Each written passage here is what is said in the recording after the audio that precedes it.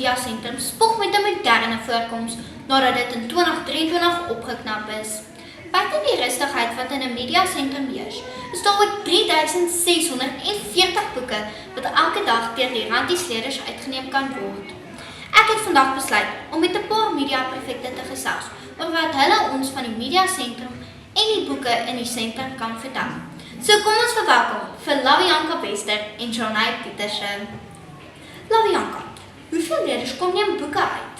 So 20 leerders per dag en ongeveer 400 per maand. Sjoe, Lavianka, dis 'n klomp kinders. Jonay, wat kan jy ons vertel van die media sentrum? Dit is lekker om die leerders te help die regte boeke uitneem en ook om Juffrou Kitchen te help die media sentrum skoon en netjies te hou.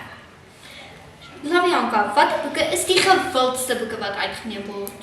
Verseker is Jaco Jacobs 'n treffer, asook Diaries of a Wimpy Kid en Dot Diaries.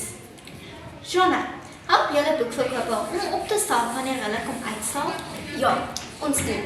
Ons help die mense om die boeke op uitstalling te sit en die kinders te help kies die boeke wat hulle van hou.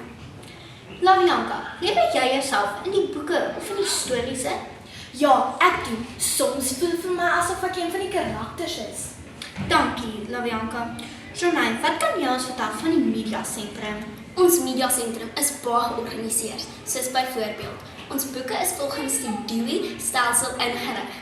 Ons boeke is baie netjies. Wanneer jy 'n boek kom uitneem, kry jy 'n liniaal en sit dit in die boek se plek en jy kan dit ook gebruik as 'n boekmerk.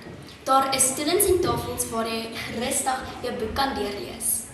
Wat kan jy ons vertel van die media sentrum, Lavianka? Die kinders kan ook media sentrum toe kom as hulle inligting benodig. Ons help graag om afskrifte daarvan te maak. Vir die lees hou vele voordele in, soos byvoorbeeld om ons algemene kennis te verbeter, help ons om beter te slaap, help ons om te ontspan en gee ons breinoefening. Kom ook gerus 'n draai by die Randies Media Sentrum. Baie dankie Lavianka en Jonay dat julle hierdie potgooi saam met my kom doen het vandag.